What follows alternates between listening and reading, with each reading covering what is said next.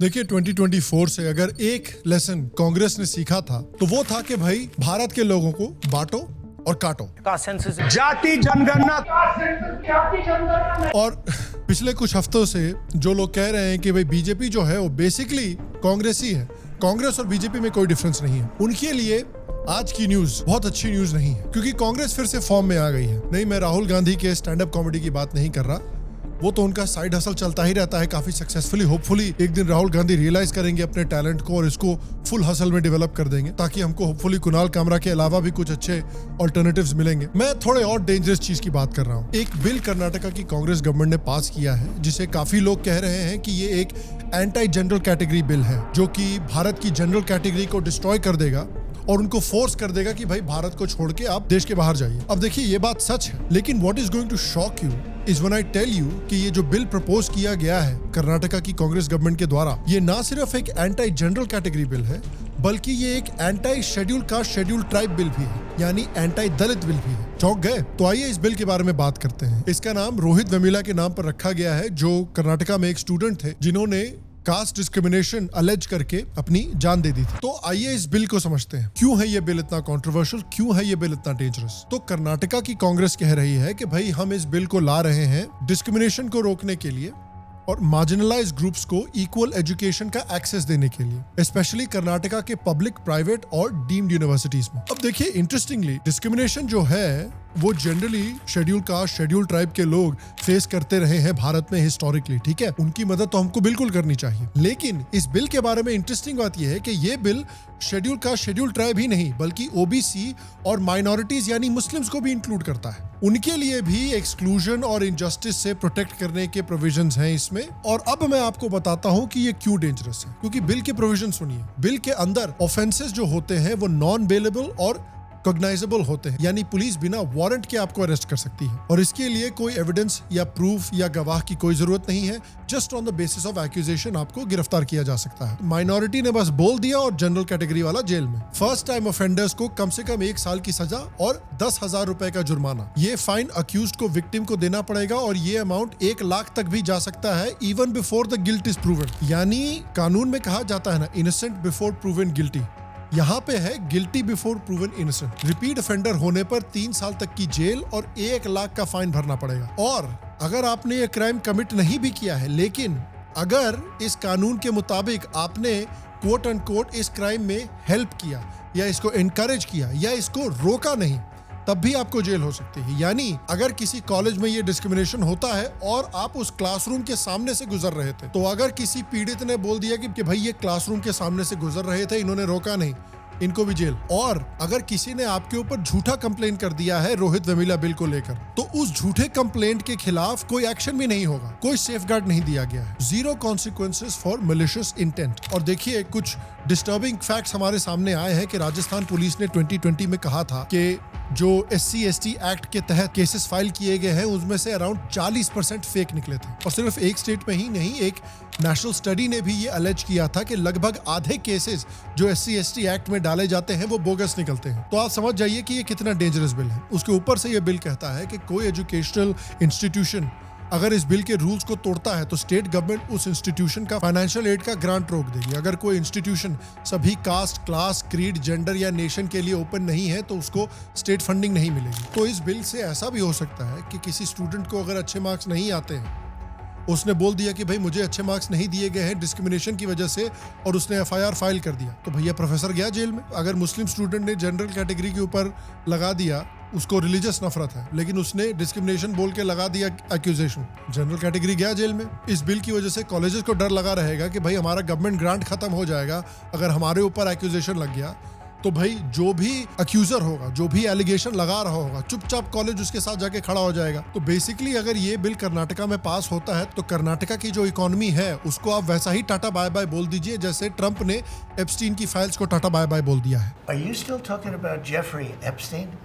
तो ये सारे प्रोविजंस देखकर काफी लोग पॉइंट आउट कर रहे हैं कि भाई जनरल कैटेगरी के स्टूडेंट्स को इस बिल में इंक्लूड नहीं किया गया है। मतलब सीधी बात कि सबसे ज्यादा नुकसान जनरल कैटेगरी के स्टूडेंट्स को होने वाला। कांग्रेस सरकार में अगर सीधा बोला जाए तो जनरल कैटेगरी के खिलाफ एक ओपन विच हंट छेड़ दी गई है। ये बिल अगर पास हो जाता है तो उनकी जिंदगी तो बर्बाद, ये तो कंफर्म है। लेकिन देखिए इस कहानी में एक बड़ा ट्विस्ट भी है। ये बिल सिर्फ जनरल कैटेगरी के स्टूडेंट्स को ही बर्बाद नहीं करेगा, ये बिल SC ST स्टूडेंट्स को भी डिस्ट्रॉय कर देगा, बर्बाद कर देगा। कैसे, मैं बताता हूँ। आप सोचिए कि इस बिल में मुस्लिम्स इंक्लूडेड हैं। अगर कोई मुस्लिम किसी SC ST के साथ डिस्क्रिमिनेशन करता है तो क्या होगा? SC ST कैसे कंप्लेन करेगा इस डिस्क्रिमिनेशन के खिलाफ? क्योंकि भाई मुस्लिम तो प्रोटेक्टेड है। और देखिए भारत में आपको इतना तो पता है कि जितने भी कम्युनल वायलेंस होते हैं वो ज्यादातर मुस्लिम्स और जनरल कैटेगरी हिंदूज के बीच में नहीं होते हैं, वो मुस्लिम्स और SC ST हिंदूज या OBC हिंदूज के बीच में होते हैं। बहुत बार SC ST हिंदूज और मुस्लिम्स जो हैं वो सेम प्रोफेशन में काम करते हैं, जैसे कि लेदर का काम, कसाई का काम। और हलाल इकोनॉमी की वजह से SC ST हिंदूज जो हैं वो ऑलरेडी एक बड़े इकोनॉमिक डिसएडवांटेज में है विद कंपैरिजन टू मुस्लिम्स। तो अगर इस बिल के बाद कोई डिस्क्रिमिनेशन होता है मुस्लिम्स के हाथों SC ST हिंदूज का, तो बेचारा SC ST हिंदू कहां कंप्लेन करेगा? और आप बताइए कि कांग्रेस की गवर्नमेंट, कांग्रेस पार्टी किसको सपोर्ट करेगी? SC ST हिंदू को, जिसने 2014, 2019 और 2024 में बीजेपी को हिंदुत्व के नाम पे बड़ी मात्रा में वोट दिया है? या मुस्लिम्स को सपोर्ट करेगी जो पिछले 70 सालों से कांग्रेस को एक सॉलिड वोट बैंक बन के वोट करता हुआ आ रहा है? जवाब क्लियर है। दूसरी बात, SC ST हिंदूज और भी ज्यादा फंस जाते हैं क्योंकि इस बिल में मुस्लिम्स और OBCs को भी इंक्लूड किया गया है। अगर आप SC ST अट्रॉसिटीज एक्ट के फाइल करने का डेटा देखेंगे, 86% डिस्क्रिमिनेशन के केसेस ब्राह्मण्स के खिलाफ नहीं है बल्कि OBC और मुस्लिम्स के खिलाफ है। और अब क्या हुआ है कि इस रोहित वेमुला बिल में OBC और मुसलमानों को भी प्रोटेक्शन दे दी गई है। मतलब अब अगर किसी SC ST स्टूडेंट के खिलाफ OBC या मुस्लिम डिस्क्रिमिनेशन करता है तो SC ST कुछ भी नहीं कर सकता। क्या मिला उसको? बाबा जी का ठुल्लू। कहां कंप्लेन करेगा वो जाके? तो उनके साथ भेदभाव होता रहेगा, लेकिन जो उनके खिलाफ भेदभाव कर रहे हैं उनको भी ये बिल प्रोटेक्ट करता है। ये है रोहित वेमुला बिल की सच्चाई। और ये बात हर इंसान के जहन में घुस जानी चाहिए, जो बात मैं अभी बोलने वाला हूं, कि ये रोहित वेमुला बिल जो है और कांग्रेस पार्टी जो है, ये सिर्फ एंटी जनरल कैटेगरी ही नहीं है, लेकिन ये बिल सबसे बड़ा एंटी दलित बिल भी है। और इसीलिए कांग्रेस पार्टी सबसे बड़ी एंटी दलित पार्टी भी है। ये है राहुल गांधी का पेट प्रोजेक्ट, जिसको राहुल गांधी ने फुल सपोर्ट दिया है। जैसे कि मैंने आपको दिखाया, ये bill deeply anti SC ST भी है और उसके बावजूद राहुल गांधी इसको फुल सपोर्ट दे रहे हैं। वही राहुल गांधी जो अलेजिडली SC ST रिप्रेजेंटेशन के लिए जान देने को तैयार हैं, लेकिन अपनी लीडर ऑफ ऑपोजिशन वाली कुर्सी छोड़ के किसी दलित को नहीं देना चाहते। ये बात समझ जाइए। इस बात में कोई कंफ्यूजन नहीं होना चाहिए कि ये बिल जो है ये सिर्फ एक पर्पस के लिए बनाया गया है और वो है मुस्लिम वोट बैंक को कंसोलिडेट करने के लिए। क्योंकि SC ST हिंदूज को कांग्रेस पार्टी क्लियर मैसेज दे रही है कि देखिए, जब तक आप हिंदू बनना चाहेंगे, हिंदुत्व से जुड़ना चाहेंगे, आपको हम मदद नहीं करेंगे, कोई प्रोटेक्शन नहीं मिलेगी। आपके साथ डिस्क्रिमिनेशन होता रहे, हमें घंटा फर्क नहीं पड़ता। अगर आपको प्रोटेक्शन चाहिए तो उसका एक ही तरीका है कि आप हिंदुइज्म छोड़ के इस्लाम में कन्वर्ट हो जाइए। इस्लाम में कन्वर्ट हो जाइएगा, फुल प्रोटेक्शन देंगे, जो चाहिएगा वो मिलेगा बेटा। ये है एजेंडा कांग्रेस पार्टी का, इसको भूलिएगा नहीं कभी भी। 1 मिनट साइलेंस हम रखते हैं उन लोगों के लिए जो पिछले कुछ हफ्तों से कह रहे हैं कि बीजेपी बड़ी खराब पार्टी है, बीजेपी और कांग्रेस में तो कोई फर्क ही नहीं है, बेसिकली एक ही पार्टी है दोनों। देखिए, मैं मानता हूं कि बीजेपी में बहुत सारी प्रॉब्लम्स हैं। अर्बन पब्लिक इंफ्रास्ट्रक्चर के मामले में वो पब्लिक को फेल कर रहे हैं, ये बात माननी जरूरी है। लोग अपने खून पसीने की कमाई से टैक्स भरते हैं और उसके बदले उन्हें अच्छा पब्लिक सर्विस मिलना चाहिए, ये बेसिक एक्सपेक्टेशन है एक देश का। मैं भी ये मानता हूं कि बीजेपी जुडिशरी और ब्यूरोक्रेसी को रिफॉर्म करने में काफी हद तक फेल हुई है। These are genuine criticisms. मैं ये भी मानता हूं कि बीजेपी ने जिस तरह से रणबीर इलाहाबादिया और समय रैना को हरास किया है, परेशान किया है, वो भी बिल्कुल गलत है, बिल्कुल गलत है। और हमने इसके खिलाफ वीडियो भी बनाया है। लेकिन एक बात तो मैं कॉन्फिडेंटली कह सकता हूं, और ऑनेस्टली ये बात सबको माननी भी चाहिए, कि जो भी कह रहा है कि बीजेपी और कांग्रेस एक ही जैसे हैं, एक ही पार्टी है, वो या तो बेवकूफ है, या तो झूठ बोल रहा है, या सीधे सीधे कांग्रेस एजेंट है। कांग्रेस के टाइम पे जिस लेवल के स्कैंडल्स होते थे करप्शन के, बीजेपी के टाइम पे कभी देखे? लाख करोड़, ऐसे नंबर मैंने अपनी जिंदगी में कभी नहीं सुने थे। बस कांग्रेस के करप्शन की वजह से मुझे पता चला कि इतने बड़े बड़े नंबर भी एग्जिस्ट करते हैं। और याद कीजिए 2010 का इंडिया, और याद कीजिए कांग्रेस के समय पे एक ऐसा टाइम था जब नक्सल आतंकवाद इतने हद तक फैल चुका था कि भारत के 1/3 हिस्सा नक्सलों के कब्जे में था। It was the biggest killer of Indian security forces, even more than Islamic आतंकवाद। अगर 2010 में आपसे कोई कहता कि 2026 तक नक्सल इंसर्जेंसी खत्म कर दी जाएगी, इरेडिकेट कर दी जाएगी, तो लोग हंस हंस के मर जाते हैं। और आज अमित शाह लिटरली वो गोल अचीव करने वाले हैं। 90% तक नक्सल इंसर्जेंसी खत्म हो चुकी है और लगता है 2026 तक सफाया हो भी जाएगा। ये कांग्रेस के टाइम पे हो सकता था कभी? किसको चूतिया बना रहे हो यार? वही पार्टी जिसके राज में हर दूसरे दिन मार्केट में या ट्रेन में बम फटते रहते थे। और कश्मीर की बात करते हैं, एक टाइम पे इम्पॉसिबल माना जाता था 2010-2011 में कि आर्टिकल 370 कभी हटेगा। आज आर्टिकल 370 हटा ही नहीं है। स्टोन पेल्टिंग और सेपरेटिस्ट इंडस्ट्री है, उसको डिसमेंटल कर दिया गया है। और आपको मैं कुछ ग्राफ्स दिखाना चाहता हूं, जरा इन ग्राफ्स को देखिए। ये है पानी के एक्सेस का ग्राफ, 2019 और 2022 में डिफरेंस देखिए। ये है इलेक्ट्रिफिकेशन अक्रॉस इंडिया का ग्राफ, 2012 और 2021 में डिफरेंस देखिए। ये है टॉयलेट बिल्डिंग का ग्राफ, डिफरेंस देखिए। 110